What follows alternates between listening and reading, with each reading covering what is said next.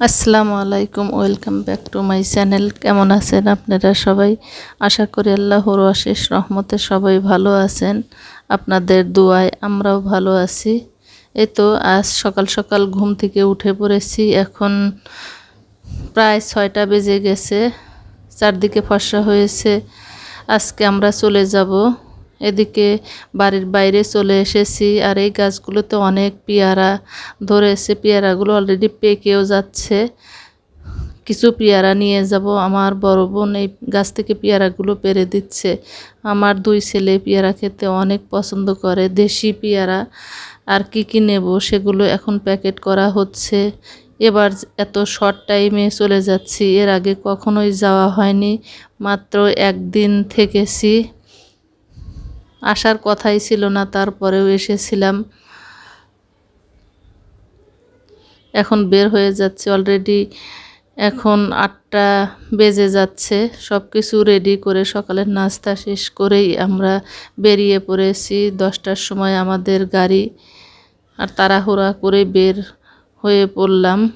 আমাদের বাড়ি থেকে প্রায় 20 মিনিটের মতো লাগে এই বাসের কাছে আসতে।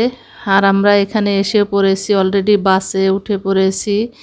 বাড়ি থেকে ভ্যান নিয়ে বাসের কাউন্টারে চলে এসেছিলাম, আর সেখান থেকেই বাসে উঠে এখন রওনা দিয়ে দিলাম।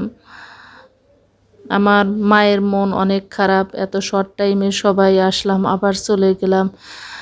যে কাজে এসেছিলাম আল্লাহর অশেষ রহমতে সে কাজ ভালোভাবে সম্পূর্ণ হয়েছে।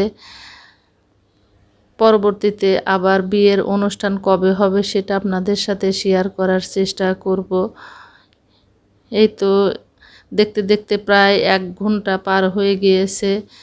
এখন বিরতি দিয়েছে, আর আমরা এখানে এসে ফুড ভিলেজে বিরতি নেওয়ার পর আমার ছেলেরা নাস্তা করে নিচ্ছে। যদিও বাড়ি থেকে হালকা পাতলা খেয়ে এসেছিল। আর আমার 2 ছেলে এই ফুড ভিলেজের নাস্তা খুবই পছন্দ করে, এখানকার পরোটা আর সবজিটা বেশি পছন্দ করে। যখনই আমরা যাই এখান থেকে নাস্তা করা হয়। বিশেষ করে আমার হাজব্যান্ড থাকলে আমার ছেলেদের পছন্দের খাবারগুলোই বেশি দেওয়ার চেষ্টা করে। আমি অবশ্য তেমন একটা খাই না, যেহেতু রাস্তায় আমার খেতে ভালো লাগে না। তারপরেও আমার হাজব্যান্ড থাকলে আমাকে আমার পছন্দ মতো খাবারই দেয়। এই তো গাড়িতে উঠে পড়েছি, গাড়ি অলরেডি যাচ্ছে। আর আমার ছোট ছেলে ঘুমিয়ে পড়েছে।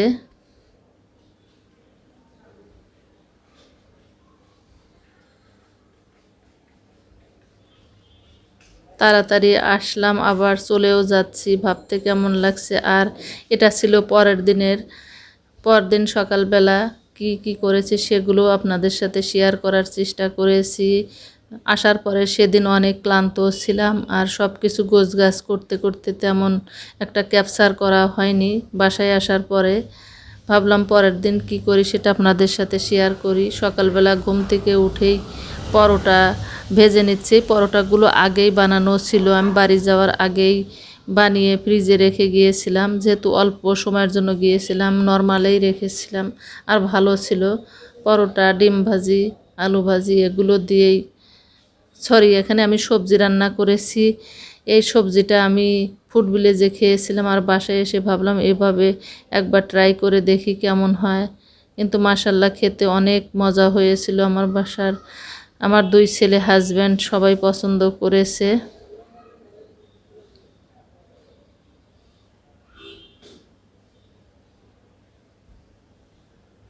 আমার ছোট বোন আমার ছোট ছেলেকে খাইয়ে দিচ্ছে।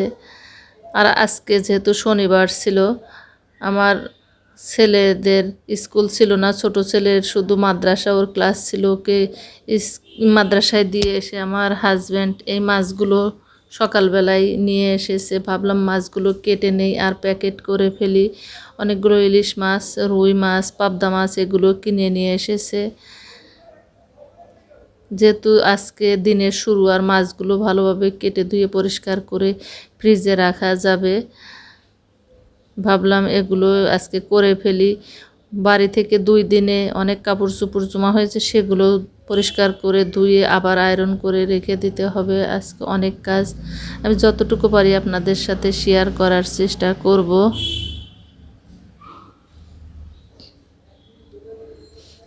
আর পাবদা মাছগুলো আমি রান্না করব, আজকে কিভাবে রান্না করব সেটা কিছুটা আপনাদের সাথে শেয়ার করছি। এখানে আমি সরিষা, কাজু বাদাম, জিরা, কাঁচামরিচ এগুলো বেটে নেব, এরপর রান্না করব। এভাবে রান্না করলে খেতে ভালো লাগে। পাবদা মাছ এমনিতেও অনেক স্বাদের মাছ, আর এটা যদি নদীর মাছ হয় তাহলে তো কোনো কথাই নেই। আমি মাছগুলো কেটে ধুয়ে পরিষ্কার করে নিয়েছি।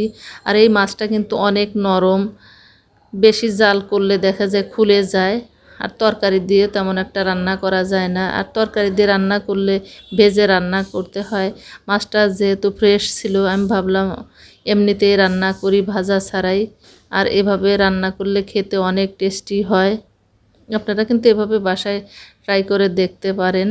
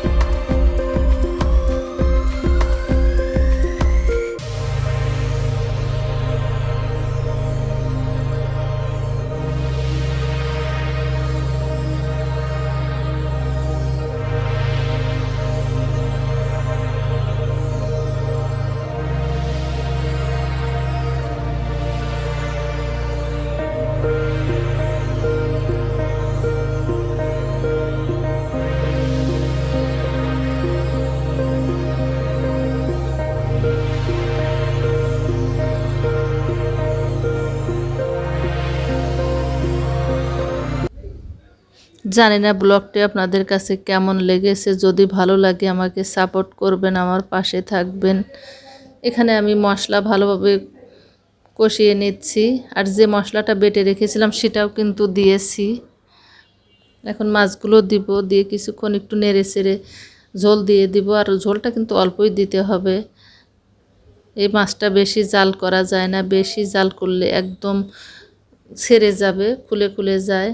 অল্প পানি দিয়ে রান্না করতে হয়।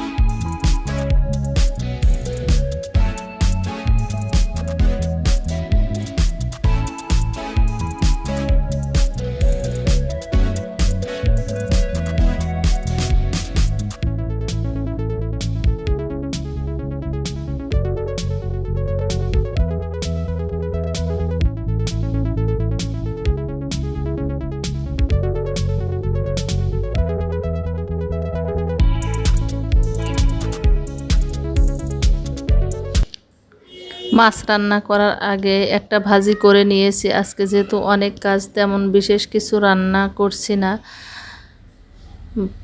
আজকের মতো বিদায় নিচ্ছি। ভালো থাকবেন, সুস্থ থাকবেন। আল্লাহ হাফেজ। আসসালামু আলাইকুম।